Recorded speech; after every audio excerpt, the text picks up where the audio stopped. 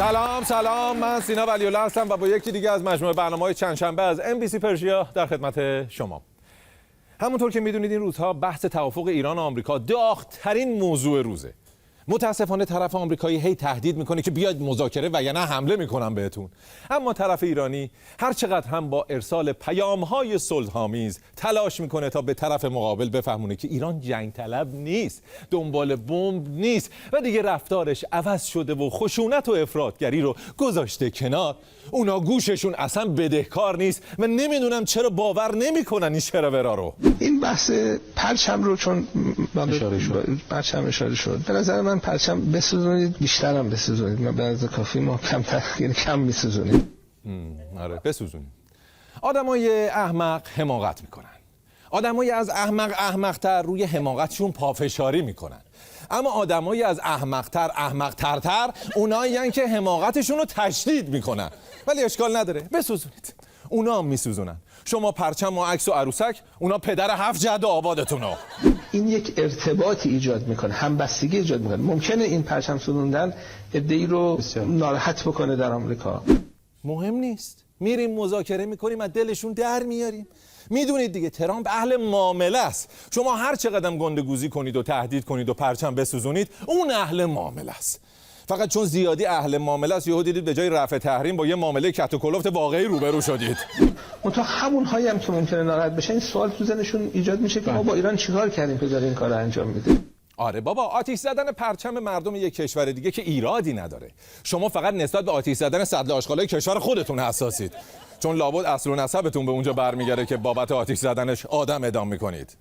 در دنیایی که دیگه سوختهای فسیلی جواب نمیده و آلودگی داره، مشکلات خودشو داره، هسته‌ای شدن یک مسیر رشده و اصلا عاقلانه است پروانه‌ای که از پیله بیرون اومده دوباره برگرده تو پیله تبدیل بشه به کرم. میشه داریم. مشکل اینجاست که متاسفانه فقط به نظر خودتون شما پروانه‌ای هستید که از پیله بیرون اومده. از نگاه بقیه شما همچنان همون کرم هستید. اونم نه از این کرم معمولیا، کرم نه فقط نماز و عبادات خاص، کل زندگی میشه عبادت و هر جا انسان پا گذاشت میشه معبد. حتی دستشویی. والا با این حجم از دریوریایی که شماها میبافید، احتمالاً دستشویی واسهتون بیشتر حکم مطبخ داره تا معبد. شما میدونید در دستشویی هم ما ذکر داریم. همین دیگه، مملکت رو با توالت اشتباه گرفتین که فکر کردین مملکت داری هم عین اجابت مزاجه. با ذکر و دعا و یه مقدار فشار و 2 تا گوزگوز میشه ردیفش کرد. معمولا اون افرادی خون اهدا میکنن که یه غلبه ای دارن، آقایون هستن، پرخونه. چه ویژگی اخلاقی داره؟ لذت جویی و دنبال محرمات و شهوات رفتن. این 4 تا عقد کردن و 40 تا صیغه کردنتون ربطی به پرخونی نداره ها. اینم پرروییتونه. اگه به خاطر پرخونیه که پس این مراکز انتقال خون برای برادران ارزشی حکم خانه عفافو داره. معمولا اونایی که خون میگیرن خانم‌ها هستن، اونایی که خون میدن آقایون هستن دیگه. عموما اینجوریه. این اخلاق زنان مردانه جابجا میشه. خون رو میگیره و این خونم تبدیل میشه به نطفه. به هم میریزه نسل رو. اینا اختلاط نسل میاره، اختلاط اخلاق میاره. یعنی خونم زنونه مردونه داره؟ توالته مگه؟ یعنی اونا گلوبول قرمز و سفید دارن، ما گلوبول قرمز و سفید؟ والا این چرندیات حاصل اختلاط نسل نیست، نتیجه اختلال مغزه. میخوام بهت بگم تو رفتی ته لذت رو دیدی، چجوری میشه که دوباره برمیگردی به نعمت آباد؟ اونجا چی نداشت که تو برگشتی دوباره همونجا؟ آرامش. البته بجز آرامش اونجا اسکولای مثل خودت هم نداشته که دعوتت کنن واسه هیچ و پوچ بیارن تو آنتن تلویزیون ملی مملکت و خرزوخشن از خارج رفتنت. هیچ چیزی آرومم نمی‌کرد، نه پول، نه رفیق، نه اون گشت و گذاره، نه اون خوردنا. کدوم خوردنا؟ الان خوردنیای اونجا رو ول کردی اومدی اینجا گوی مفت میخوری، آرومی؟ برگشتم. مامان پذیرفته؟ با آغوش باز. نه. اون موقعی که باید یکی میزد تو گوشش تا همچین موجودی رو تحویل جامعه نده نزده. دیگه الان برای چی بزنه تو گوشش آخه؟ یارو وقتی پا شده اومده توی برنامه تو، یعنی با مشت و لگد هم دیگه نمیشه درستش کرد. مملکت که بازیچه هوس هر کسی نیست که پاشه بیاد و یکتی را بره و بگه من مثل فردین را میرم و هوادارش هم کف بزنن که رئیس جمهور دلار 90 تومانی رو بهش کن، رئیس جمهور مثل فردین را میره. خب برای مردم آب و نون شد. مشکل آخه اینه که فقط و فقط راه رفتنش شبیه فردینه، فکر کردن و کار کردن و حرف زدن و مملکتداری و عقل و شعورش شبیه صمد آقاست. دلار هم که میخواد 100 تومانی بشه بمیریم. یعنی اونایی که رأی دادن با پزشکیان میگن عجب گیری کردیم. بله حرف درستیه ولی ناقصه، چون نه تنها اونایی که به پزشکیان رأی دادن بلکه اونایی که به مرحوم پرپکان و به حسن کلیدساز و به محمود حاله و به خاتمی مالم رأی دادن تا تک تک اونایی که اون 12 فروردین رفتن پای صندوق همه دارن میگن عجب گیری کردیم، عجب شیری خوردیم، عجب خاکی به سرمون ریختیم.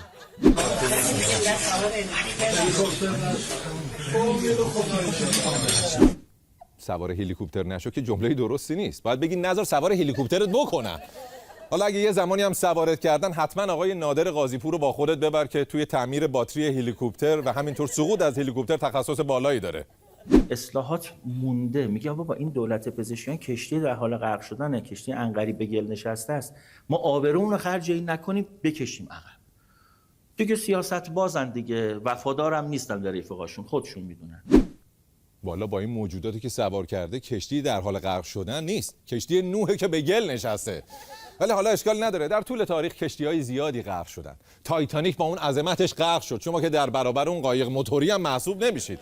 تازه اون یه جک و روزی هم داشت تو کشتی شما که یه مش باجناق رو عرشه همدیگر از پشت بغل کردن، به جای سلندیون هم سالار عقیلی میخونه. آقای اسحاق جهانگیری میگه آقای پزشکیان نمیدونست اوضاع اینجوریه.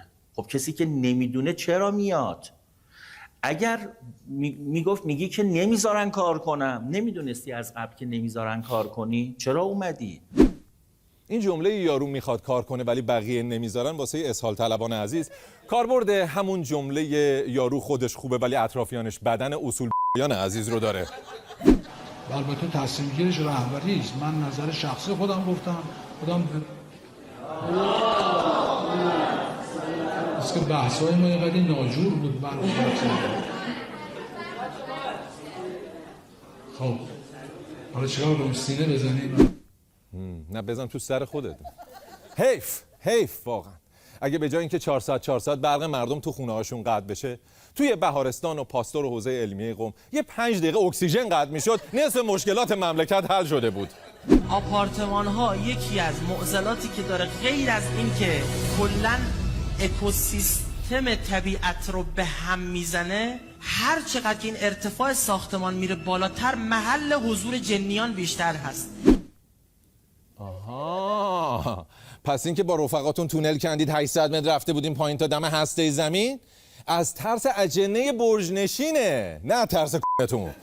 فقط امیدواریم این داستان به گوش حداد عادل نرسه که فردا به جای واژه غریب و بیگانه پنت هاوس باید بگیم جن هاوس.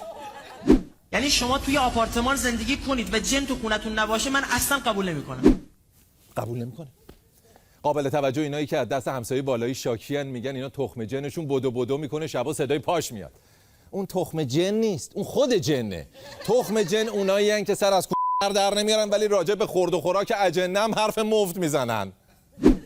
اجنا غذای سرخ شده رو دوست دارن. فرمودن که اگر شما گوشت خوردین تن استخون رو لختش نکنین، یعنی همه‌شو نخورین، یک ذره بذارین برای اجنا، چون فرمودن که اگر این کار نکنین اجنا که وارد زندگیتون میشن یک چیز رو میگیرن میبرن، که بذارین یک ذره غذا بخورن، نمکگیر بشن، به خونه شما تبدیل. پس با این وضعیت اقتصادی که شما و رفقاتون واسه مردم درست کردید، معیشت اجنه هم آسیب جدی دیده. با گوشت کیلویی 1 میلیون نه تنها آدما دیگه کم کم از ما بهترونم باید رو بیارن به گیاهخواری و وگان بشن. فقط تای کاسه سوپ واسهشون نذارید، چون سوپ واسه اونا هم غذا نیست. ممکن نتیجه عکس بده در پنجره خونه‌تون رو بیارن پایین ها. حاج آقا این لباس چه چیزی به انسان اضافه میکنه؟ به جز وقاحت؟ چون این لباس چیزی به خود انسان اضافه نمیکنه، ولی خیلی چیزا رو از انسان‌های اطراف کسی که این لباسو پوشیده غارت میکنه. ببینید واقعش این لباس چیز عجیبیه. یعنی من خودم تا ملبس نشده بودم باورم نمیشد. بگم خب یه لباس دیگه صرفاً، ولی واقعا یک احترامی و اعتمادی که ما باید قدر بدونیم. اصلا به خاطر همین احترام و اعتمادی که مردم در سالهای اخیر هر آخوندی رو میبینن همه با توپ و تانک و فشفشه شادمانی میکنن.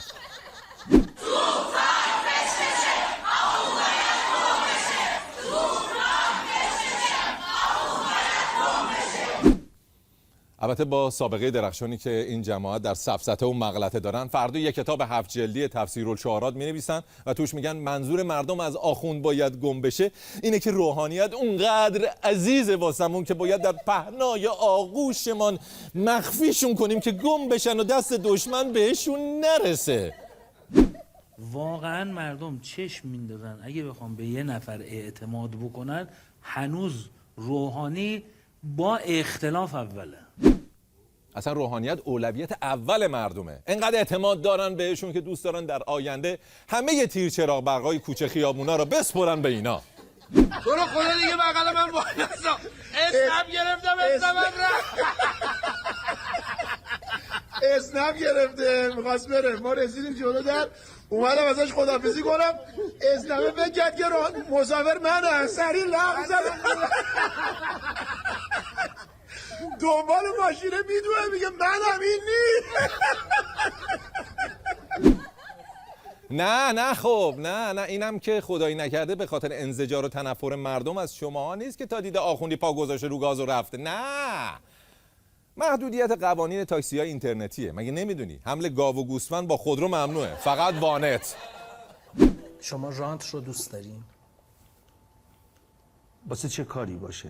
مثلا همین که پایه‌گذار گرفتن سهمیه شدی برای ورزشکارهایی که مدال قهرمانی دارن. از یکی هم داری این سوالو میپرسی که رانت از شیر مادر و نان پدر در رشد و بزرگ شدنش بیشتر اثر داشته. بعد من رفتم واقعا یه گوشه نشسته بودم، اون فیلم که شد یه گوشه بود. بعد بغل دستی من خدا شاید نفهمید، تموم شد و اینو مستحبیه رو خوندی، بگم نماز بوتیره هم بود. خیلی تو جلسه واقعیتش اینه آقا کامل، شما تو جلسه خیلی بودی، همه تو موبایلن. بله دیدی یا نه؟ به هم اس ام اس بازی. من به جای موبایل ما مجازیم واسه خود موبایل بازی شد نماز خوندن. آخه خوبه باز وسط جلسه عمومی به جای موبایل بازی هوس نماز خوندن کردی. اگه یهو یاد طهارت و غسل جنابت میافتادی واقعا جلوی اون همه دوربین خیلی بد میشد. این ساندویچ‌های قدیم بود، من با اینا ساک درست میکردم، دارم عکسشو به خدا. از قدیم پس ساندویچ اینا دوست داشتین؟ بله. شما ساندویچ دوست دارین بچه‌ها؟ ندارین شما هم که ساندویچ بگم بیارم براتون؟ نه. بله اصلا این انگشت و سرپنجه قوی که تو کشتی داشته صدقه سر همون ساندیسی بودنشه. معلومه قبل از اینا با این دستا خیلی خوب به هر حال این دلیلی میشه برای اینکه الان میتونه اینجوری روی تشک با سر و کله حریفش بازی کنه دیگه. این تجربه است. کی شما گرین کارت امریکا گرفتین؟ هم المپیک جانشین الگوی من بود تو کشتی. من روی ستاره مسابقات شدم، 20 سالم هم نشده بود. به شوخی بهش گفتم حالا ما بزنیم المپیک بیایم، بعد حالا یه گرین کارت بده ببینیم اگه واقعا ما رو می‌خوایم به دردتون بخوریم. اینا واقعا انجام داد. مثلا اونجا هم رفتیم، یعنی که برگردی و اینا نه، همه رو وی آی پی. عجب. اون اومد و یه شوخی کردی و شوخی جدی شد و یه روز که پولتو وا کردی گفتی این گرین کارت اینجا چه کار میکنه؟ یعنی آیت الله صدیقی به کمرت بزنه. مردک کارت عضویت کتابخونه نارمک هم بخوای بگیری به این راحتی که تو گرین کارت آمریکا گرفتی نمیشه. فکر میکنید که از شما چه یادگاری به جا بمونه در پایان دوران وزارتتون؟ مسئولی که دغدغه ما را داشت. یادگار دوران مسئولیت به جز اون تپه ها دیگه ها، چون اونا یادگاری مشترک همشونه. یادگاری اختصاصی مثلا از احمدی نژاد، ننه چاوز و ممه لولو و دکل نفتی به یادگار موند. از اون خدا بیامرزم که یه چای دبش مونده و یه توده مه غلیظ. به قول شاعر پرواز را به خاطر بسپار، رئیس جمهور رفتنی است. خودتون با پرواز میرین اینور اونور نگران نیستین؟ مثلا از کیفیت هواپیمای داخلی و اینا؟ نگران نیستم، ولی واقعیتش اینه که این ناوگان در شأن مردم کشور ما نیست. نه واقعا نگرانی هم نداره. حالا درست هواپیماتون اکثرا مربوط به دوران برادران رایتن، درست قطعاتشون تحریمه، درست سوخت بهشون نمیدن، درست نقص فنی دارن، ولی همین که تو ایران خودرو و سایپا مونتاژ نشدن یعنی آسمونمون خیلی امن‌تر از زمینه. سوتی گافی چیزی دادین این مدت که وزیر بودین مثلا؟ سوتی و گاف که قطعا داده، ولی این مدت انقدر همه سرگرم سوتیا و گافای رئیسشون بودیم که این عزیزان اصلا فرصت دیده شدن پیدا نکردن.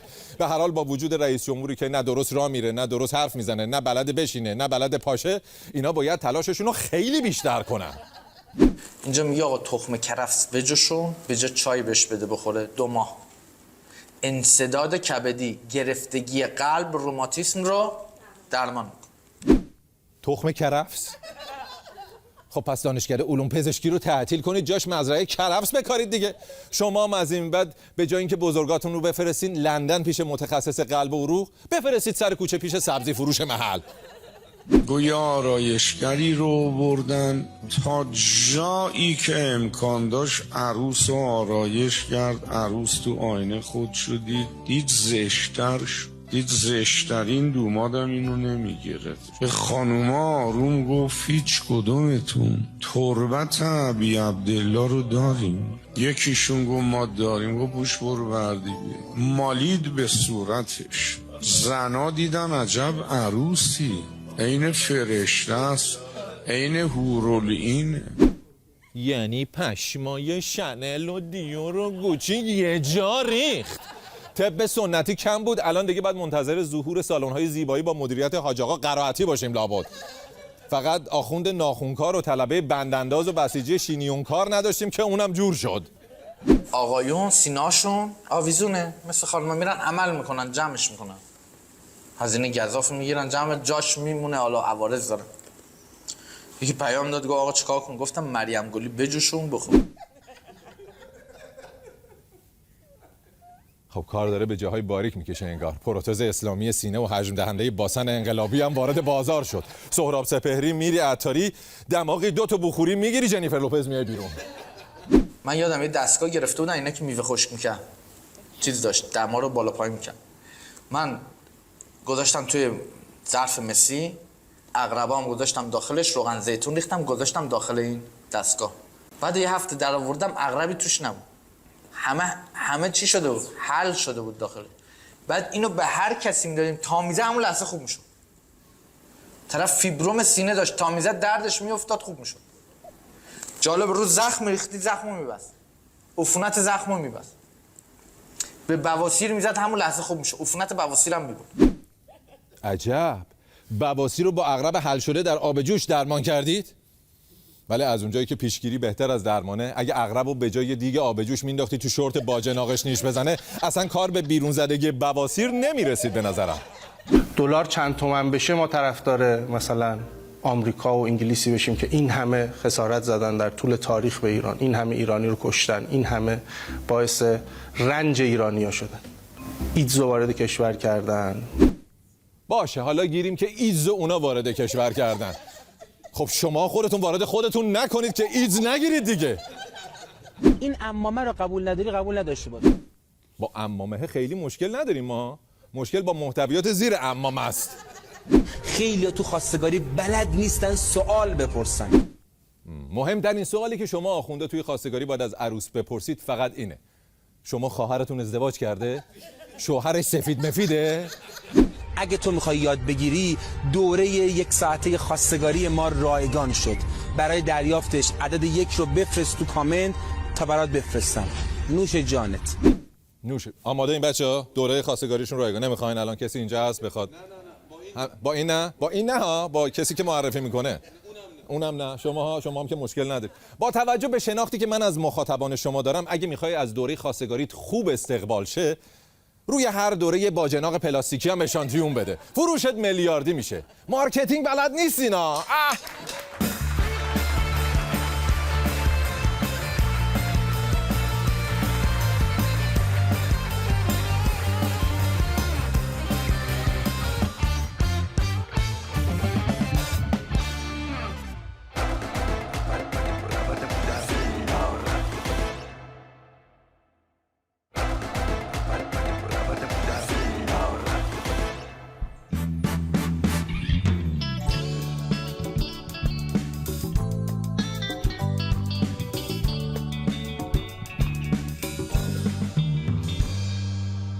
خب عزیزان دل، این دکور ما رو کسی ازش چیزی بلند میکنه؟ چون من نمیدونم چرا هر هفته من میام یه سریش نیست، یعنی یه سریش کم شده، یه سریش نیست، یه سریش این چیه اصلا؟ مثلا الان یه دونه این افتاده این پشت، این چیه الان؟ این نامه، نه بابا، این نامه‌ایه که پندار یوسفی برای ما نوشته بوده و این دوتا کتاب کودکی که به عنوان هدیه برامون فرستاده بودیم، بعد بره لای این کتاب، ولی افتاده بوده، اشکال نداره دیگه. اینم نقشه تهرانه ها، نقشه تجریشه در واقع. اینم یکی دیگه هنرمندای کار درست کشته. اون من گوساله هم اسم کتابه اون من گوساله هم جناسنامه نیست مثلا. کتابه، یه کتاب راجع به مسائل مختلف توضیح میده. خب ما تصمیم گرفتیم تو این بخش برنامه، چون همه دوستان میگن شما مثلا ویدیوهای مربوط به چه میدونم این ارزشی‌ها و رسانه و صدا و سیما و نمیدونم این وبسایت، این ویدیوهایی که پخش میکنید مربوط به اوناست، چرا ویدیوهای مردم رو پخش نمیکنید؟ خب من خدمتتون عرض بکنم که ویدیوهایی که مردم، عزیزان، بیننده ها، همراهان میفرستنن تعدادش یکی دوتا که نیست که مثلا ما بخوایم هر هفته یه مثلا دوتاشو انتخاب بکنیم. راحت تو هفته من میتونم بهتون بگم شاید 1000 تا ویدیو برای ما میفرستن. خب خیلی کار سختی انتخاب کردنش، ولی خب تصمیم گرفتیم از این هفته ما یه کاری بکنیم. ویدیوهایی که خود شما، خود مردم، خود همراهان، خود بیننده ها، خود اصلا کسایی که بیننده ما نیستن، خودش با دست خودش فیلم میگیره و توی شبکه‌های اجتماعی منتشر میکنه رو، نه اینکه ما قلاب بگیریم مثلا از پنجره و دیوارش بریم بالا، از تو اتاق خوابش فیلم بگیریم که فیلم خصوصی باشه و بی اجازه. نه اینو خودش به میل خودش، با عقل خودش، با درایت خودش پست کرده تو شبکه‌های اجتماعی. مردم هم از خجالتش در اومدن. ما هم ویدیوها رو پخش میکنیم، هم کامنت‌های مردم رو میخونیم. من اینجا فقط نقش راوی داستانو دارم. خود شما ویدیو رو دادین، خود شما هم ویدیو رو مورد عنایت قرار دادین. من اینجا فقط قراره بخونم. آماده این از این ویدیو، یه دونه ویدیو آماده کردم، بچه‌ها ویدیو رو با هم ببینیم. اگه با لباس افتادی تو آب اینجوری جون خودتو نجات بدی. یاد بگیریم مثلا. بلا فاصله.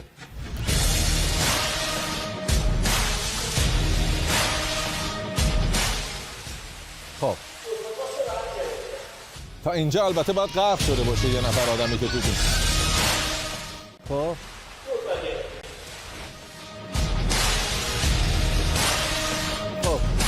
نجات پیدا کرد منو خبر کنید.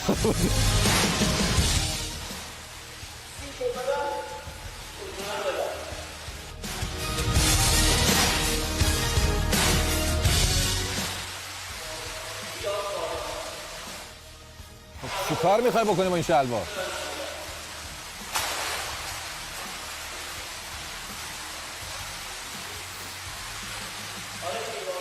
شلوار رو سرش کرد؟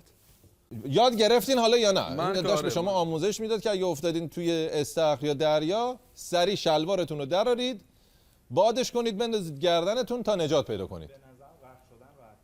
غرق شدن راحت. فقط ان شاءالله شورت پامون باشه. اتفاقا بذارید من یه سری از کامنتاشو بخونم براتون، چون کامنت ها فوق العاده بانمکه. حالا مال شما هم باحال بود ولی مال اینا هم. گفته سلام، وقت بخیر، لطفاً ساخت قایق موتوری با استفاده از زیرپوش رو هم بذارید. فرهاد گفته اگه تو دریا حین شلوار در آوردن موج زد و شلوار رو با خودش برد، آیا دنبال شلوار شنا کنیم یا بسپاریمش به اقیانوس؟ صادق گفته سلام، من ته دریام، هنوز گره دومو نزدم. امید زده داداش من تو حوض امتحان کردم غرق شدم. دیگه آریا گفته استاد خودش داشت شلوار رو در می آورد 3 بار غرق شد. محمد گفته یاد گرفتن شنا کمتر زمان میبره. محمد، یه محمد دیگه، اون محمد نه، گفته داداش بذار حداقل مرحوم شلوار پاش باشه. یکی دیگه معین گفته، این معین ما نه ها، یه معین دیگه گفته غریق نجات بعد از پیدا کردن جسد چرا شلوارشو در آورده؟ پرویز گفته که صبر کن شلوارمو. صادق زده داداش خشتکم سوراخ بود غرق شدم. سهیل گفته چه همه بچه‌ای هم که نوشتن اسم بچه‌های بند ما. سهیل گفته داداش اگه یکم هم وقت اضافی آوردیم چیکار کنیم؟ دیگه خدمتتون عرض بکنم که دلاور سیما گفته آموزش بهانه بود، میخواست شلوارشو در بیاره فقط. یکی دیگه از دوستان نوشته تا اون شلوارشو بلافاصله در بیاره من پشت گوشی 3 بار غرق شدم. سعیدم گفته استاد ببخشید طریقه استفاده با دامن رو هم بذارید. یک آخری هم نوشته استاد اگر هنوز زنده هستن بیایم ثبت نام. عالی بود. دمت. به نظر من کامنت هایی که مردم و کسایی که مخاطب این ویدیو هستن میذارن زیرش خودش به اندازه 10 تا مونولوگ ما خنده داره و فوق العاده هوشمندانه و باحال انتخاب میشه و مینویسن. اگه یه شمالی بود سینا جون بهش میگفت مثلا آقا چه جانی داری میکنی تو اونجا. شما چون همتون شمالی هستین شنا بلدین دیگه دقیقاً. مسخره نکنین یه نفری که با شلوارش میخواد خودش رو نجات بده. اینا از اونان که مثلا ما تهرانی‌ها و بچهای دیگه میرفتن شمال مثلا میافتاده توی دریا به جای اینکه نجاتش بدن مثلا شورت و تنبون خودشون هم مینداختن رو سرش که خیس چه سنگین شه بره پایین. خب دوستان عزیز از این ویدیوها اگر دارید از این سوتیا از این خرابکاری‌ها از این کامنت‌های باحال اگر دارید میدونید خودتون انجام دادید بلایی که سر خودتون آوردن یا هر کدوم از این دو طرف هستید ویدیوهاشو برای ما بفرستید. ما هر هفته سعی می‌کنیم یه تعدادی از این ویدیوها رو انتخاب بکنیم و کامنتاشو براتون بخونیم. دیگه اینم از این دیگه.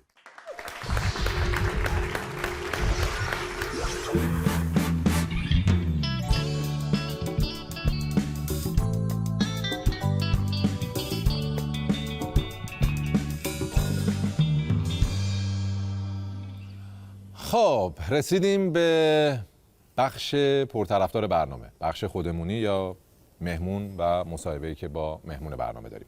ما قبل از اینکه این استودیو رو آماده بکنیم خب تو این تایمی که هنوز این استودیو در حال آماده شدن بود ما استودیوی قبلیمون چند تا از مهمونا و هنرمندای کاردرست حضور داشتن توی استودیوی ما، اومدن برای مصاحبه و ما چند تا مصاحبه رو با این دوستان توی استودیوی قبلی ضبط کردیم. به اضافه چند تا هنرمند کاردرست که اومدن اجرا کردن، پرفورمنس داشتن با بند با نوازنده‌های خودشون و ما این اجراها رو هم از استودیوی قبلی داریم. برای همین تصمیم گرفتیم حالا که این هنرمندا محبت کردن و تشریف آوردن و مصاحبه‌های باحالی هم باهاشون داشتیم، اجراهای فوق‌العاده‌ای هم داشتن، ما این مصاحبه‌ها و اجراها رو پخش بکنیم و نذاریم که از دست بره به خاطر اینکه استودیو قدیمی بوده. این هفته تصمیم گرفتیم یکی از این مصاحبه‌ها و یکی از این اجراهای فوق‌العاده رو برای برنامه این هفته تقدیم حضورتون بکنیم. همراه ما باشید و مصاحبه این هفته رو تماشا کنید.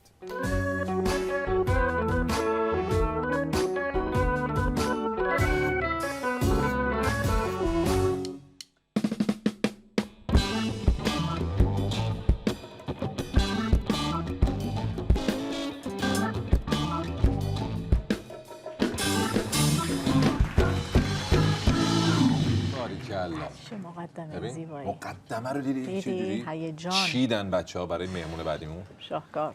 مهمون کار درست داریم؟ بله.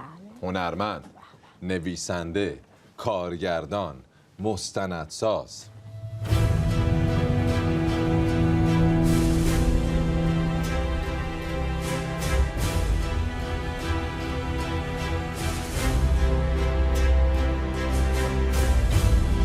نیلوفر تقی‌زاده.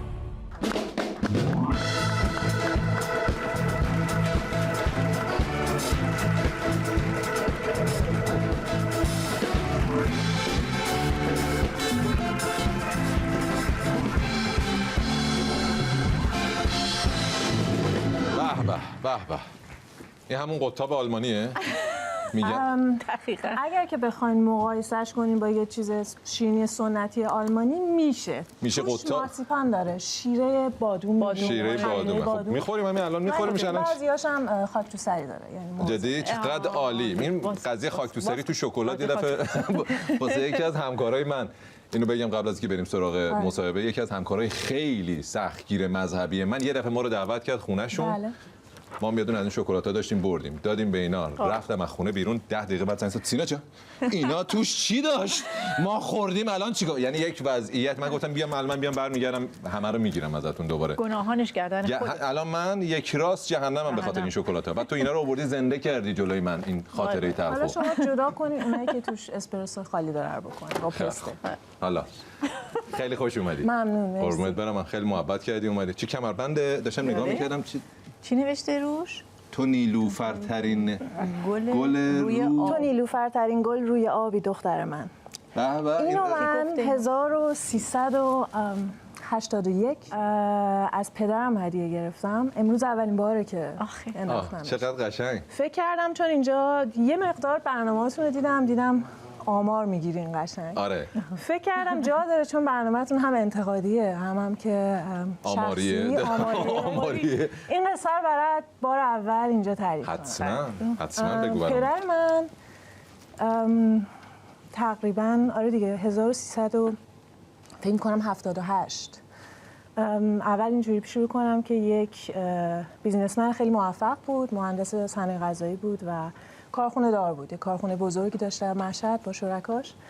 و حالا خیلی کوتاه میگم مثل خیلی‌ها رو که اون موقع‌ها یه جورایی کله پا کردن، بابای منم این اتفاق براش افتاد. 1378 یکم 76 در واقع، ولی از حدود فکر میکنم 1378 یا 79 به مدت 2 سال خورده‌ای به جرم ورشکستگی در زندان وکیل آباد مشهد بود. و اون موقع من 19 سالم بود، دفعه اولی بود که از آلمان رفتم ایران و افتادم دنبال کار بابام. یه باری که رفتم دیدنش تولدم بود و گویا یه آقایی توی زندان خرج خانواده‌اش رو با بافت این کمربندا و مچبندا و اینا انجام میداد و تولدم که بود یک شعری به من هدیه داد بابام که یه مصرعش این بود و این کمربند. و خب این همیشه تو سالهایی که من کار میکردم به میکروفونم میبستم یا کاری که انجام میدادم.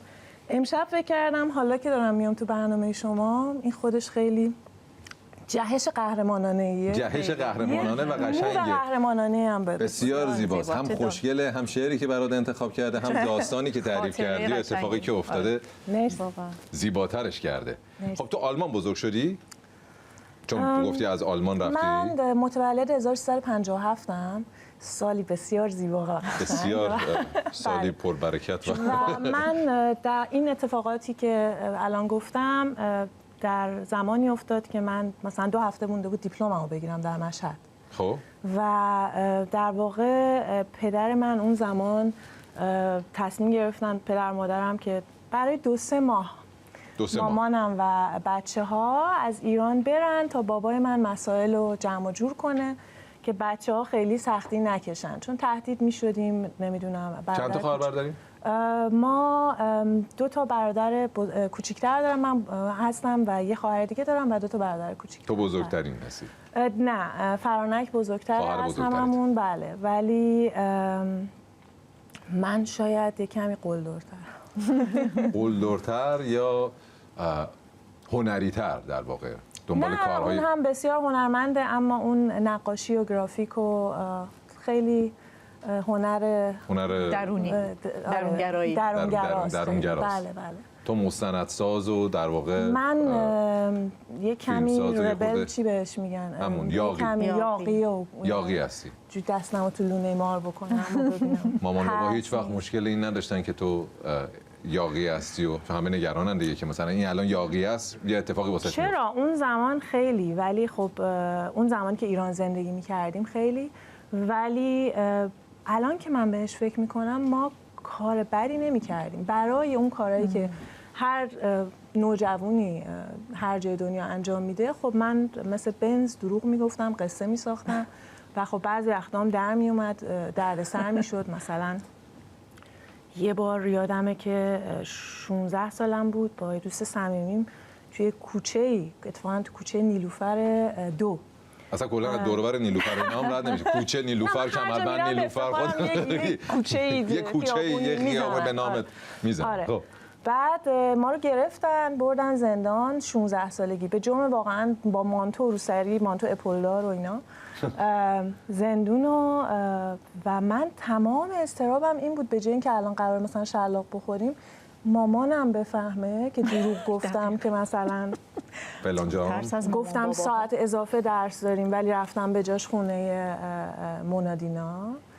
یعنی این شما این بیماری ذهنی رو فقط این یکی از نمونه هاش بود، اصلا قابل ذکر نیست. این تجربه های بازداشت و پدر و اینا بود که باعث شد تو بری سمت سوژه های اینقدر سخت راجع به سرکوب و نمیدونم. ببین من همیشه همون موقعی هم که ایران کوچیک بودم یه سری مسائل برام خیلی مهم بودن و به چشم می اومدن که به نظرم بقیه شاید اونا رو پذیرفته بودن و اینا برای من همیشه یه دغدغه‌ای بود و همینطور کسانی که بودن و دیده نمی شدن، هنرمندانمون همشون. چرا رفتین سراغ سوژه گوگوش؟ یکی از کارهای فوق‌العاده البته همین تو مستند زیاد ساختی، با ZDF ساختی، با شبکه‌های مختلف اروپایی مستندهای زیادی ساختی، ولی فکر می‌کنم برای ایرانی‌ها با مستند گوگوش شناخته شدی. وقتی این پله ها رو رفتم بالا تو سکوتم رفتم و این جمعیت چنان استقبالی از من کردن. Gugush, before Madonna, before Beyonce, Cher, everybody, you were the mega pop star. تنها جایی که من احساس امنیت و آزادی می کردم روی صحنه بود. اونجا بود که من زندگی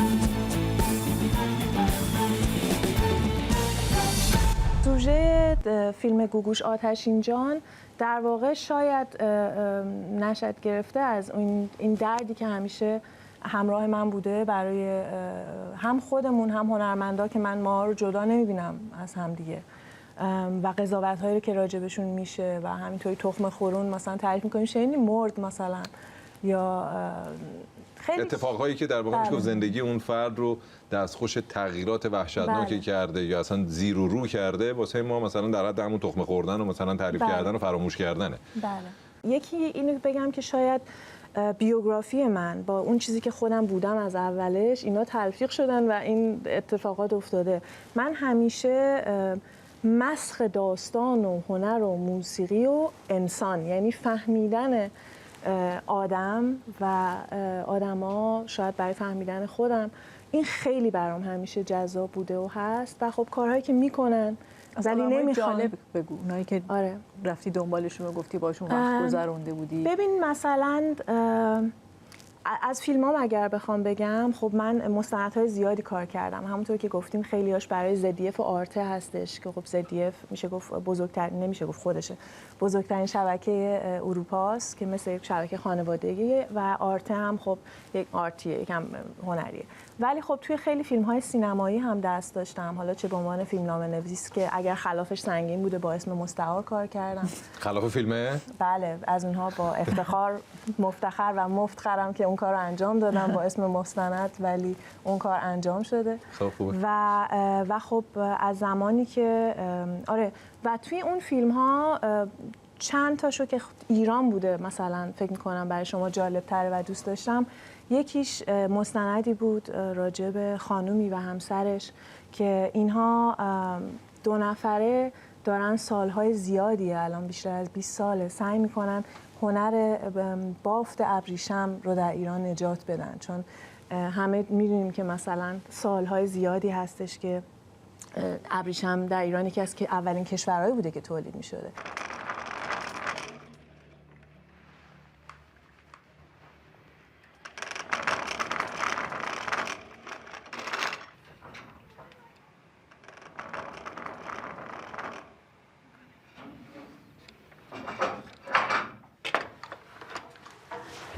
Die Fäden von der Spule kommen hier herum. Ich will es sehen, Mama. Lass es mich dir zeigen. Es sieht aus wie ein Bleistift. Findest du?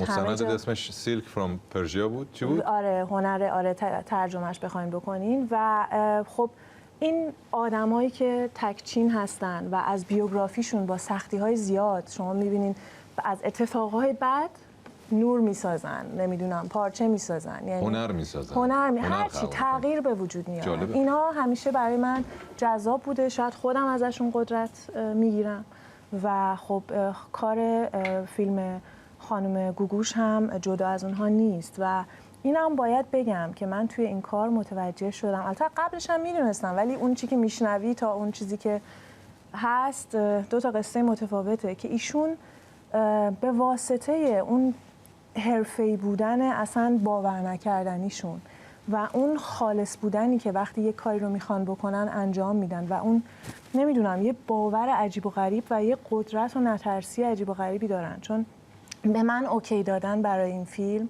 خب دیگه میدونیم کار سختیه. کار سختیه و برای منم وزنه سنگینی بود، به خاطر اینکه این فیلم 2 شخصیت اصلی داره، یکیش خانم گوگوش هست و دیگری همه ما ایرانی ها و ایران هستیم و هر دو میشه گفت باید آره. توی کار خیلی پیچیده تریش میکنه. اسطوره مردم ایران و مردم ایران اینا توی یک فیلم کنار هم دیگه و هر کدومشون هم قضاوت‌های عجیب و غریبی راجبشون هست و قصه‌های عجیب و غریبی و خب من خیلی اضطراب داشتم که این کار به خوبی انجام بشه و اینقدر زمانمون کم بود از اون لحظه که اوکی اومد تا شروع که من خب تهیه کننده هم هستم. من یه شرکت فیلمسازی دارم که فیلم‌های مستند و داستانی تهیه می‌کنه برای هر کسی که قصه خوبی داشته باشه.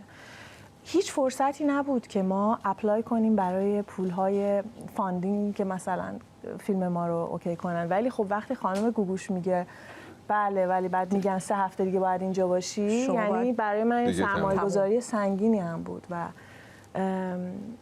بسیار خوشحالم که نتیجه هم که کار بسیار خوب و موفقی شده و دمت هم گرم. تشویقش بکنیم به خاطر این کار فوق‌العاده. یه سر بریم به اتاق فرمان دوباره برگردیم.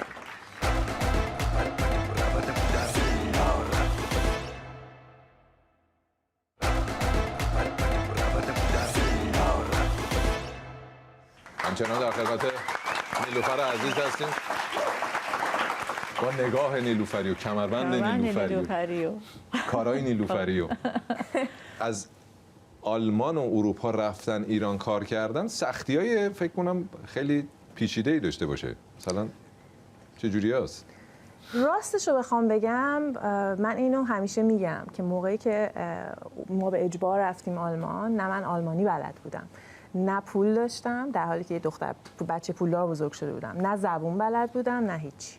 وقتی من برگشتم ایران هم پول داشتم، هم درسم خونده بودم، هم خونه زبون بلد بودم، همه چی، ولی شوک فرهنگی به من در تهران وارد شد، نه در آلمان.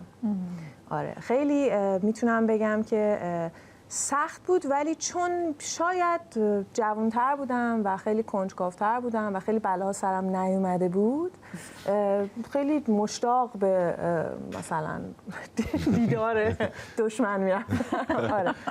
و خب خیلی از بین دشمنات باحال‌ترین و معروف‌ترینش کیا بوده؟ کسی که مثلا بشناسیم و بتونیم دشمن که نه همینا که باشون سر و کله زدی. مجبوری سر کله بزنی، اجازه بگیری، مجوز بگیری، اینا رو بالاخره. یه چیزی که چون میدونم وایرال شده و خب همه میشناسن تصویر خانم عبدیه که خانم عبدی اون خانمی بود که میگفت لای نو لای yes oh he says you lie I don't know who's he I don't know lie no دوربین کدوم من توش نگاه کنم؟ خانم عبدی جون چند بار من اومدم از شما کارت خبرنگاریمو تمدید کنم. یعنی این خانم عبدی من بزرگ شدنش اونجا دیدم. من یعنی میدونین یه 10 سالی دیدم که دختر مثلا چند سالش بود چه جوری این از پوزیشن‌های مختلف اومد بالا و اون کسی بود خانم عبدی که پشت اون میزی میشست که وقتی من با خبرنگارای خارجی میرفتیم می‌خواستیم مجوز کارمون رو بگیریم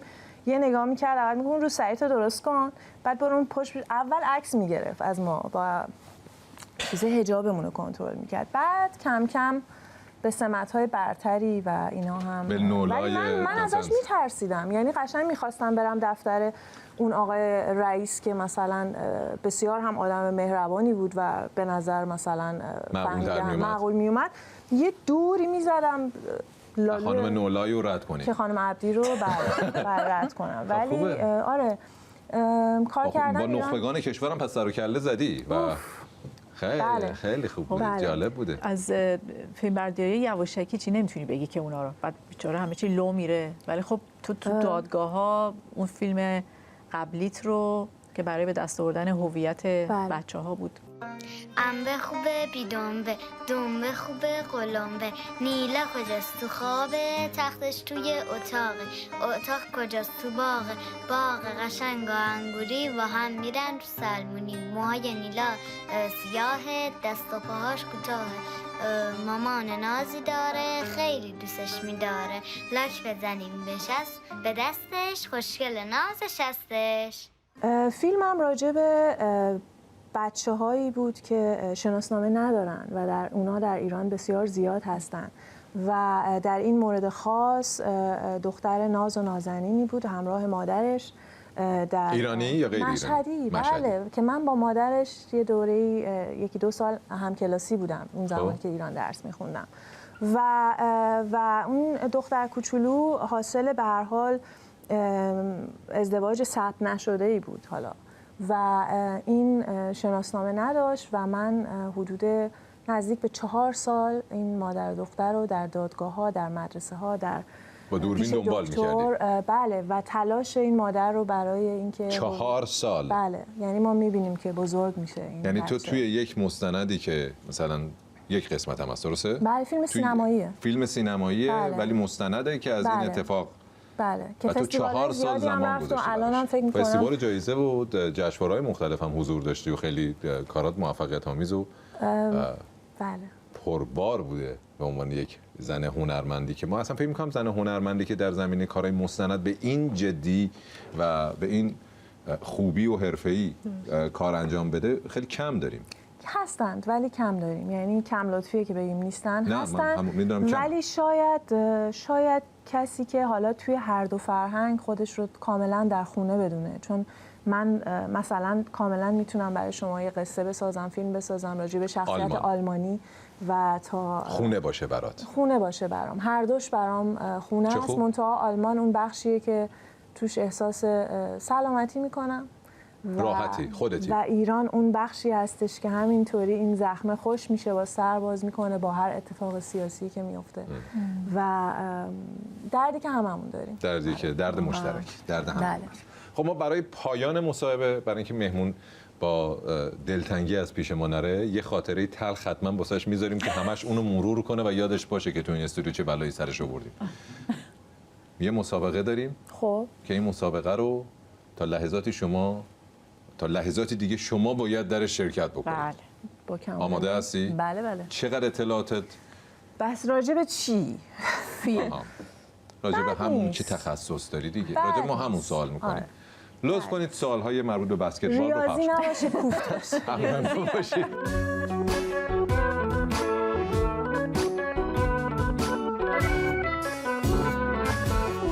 بله.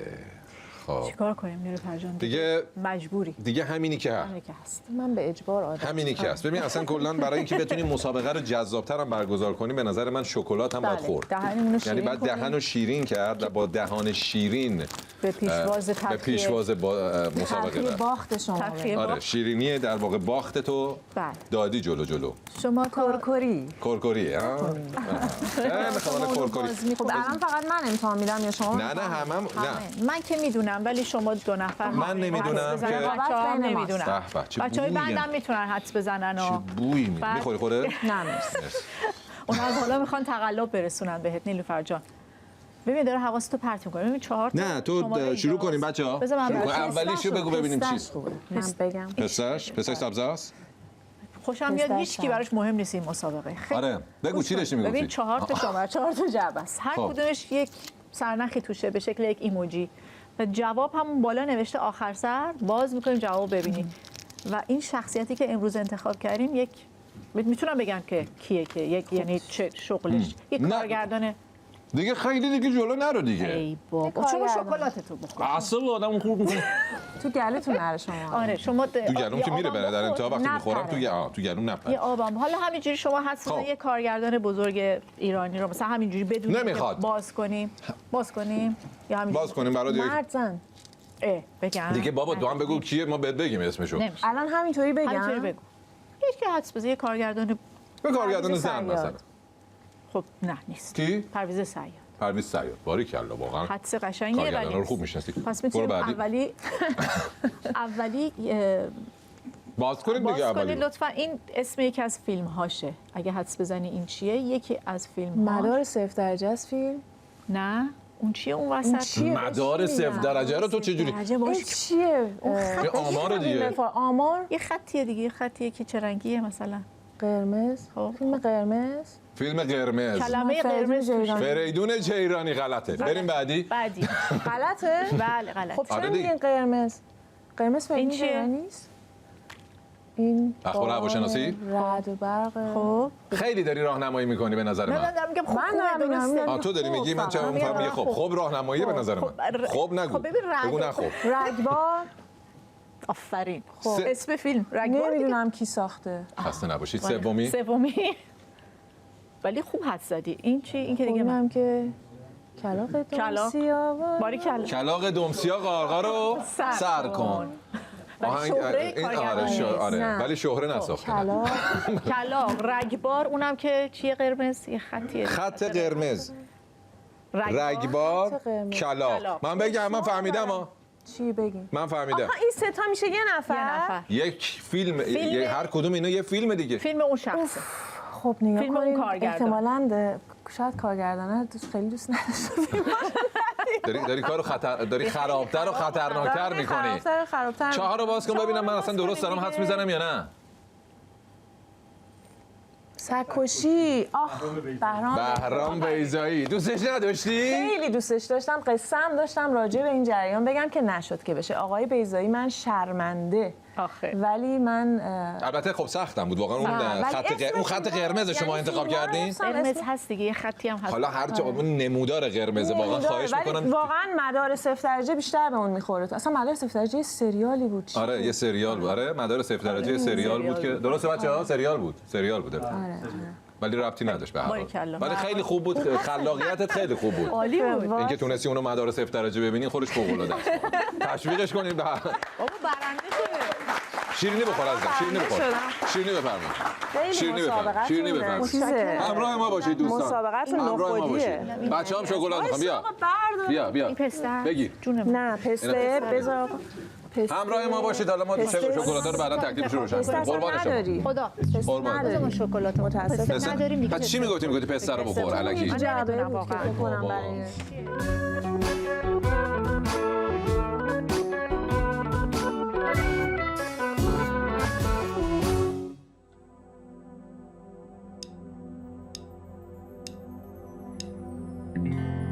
باورم کن من هنوز مترسک باغ جنونم عمریه مسافری و من هنوز غرق سکونم خیلی سخته که بدونم نمیخوام اینجا بمونم داغ میوه های نارس آتیش انداخته به جونم دست تقدیر تو رو برده سرنوشتم و میدونم تو میدونی جون بابا باغ بود بسته به جونم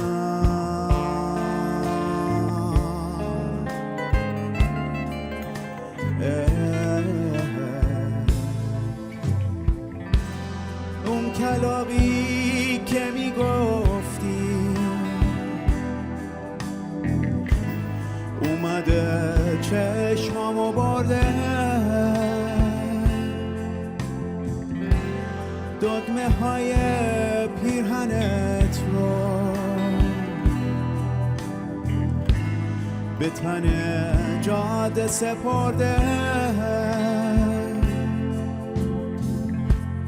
دیگه این دلگله ها مرهم تنهایی من نیست رفتن و نرفتن دیگه دریایی شدن نیست. تو بدون باز تو سرم رویای پوشالی زیاده، رسم زندگی همینه، گاهی سخته گاهی ساده.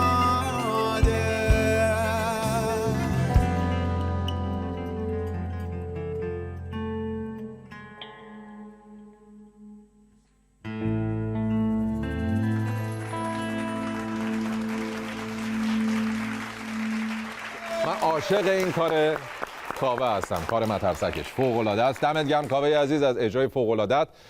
امیدوارم دوستان و عزیزان و علاقمندان به سبک و کار کاوه لذت برده باشن و در آینده هم استودیو جدیدمون بیاد کاوه. استودیو قبلی اومده، همه این مهمونایی که استودیو قبلی اومدن استودیو جدید هم بیان اینجا هم دوباره مصاحبه کنیم باشون، حال کنیم، اجرا کنن و ما لذت ببریم. دوستان اگه دوست دارین با دوست من دوست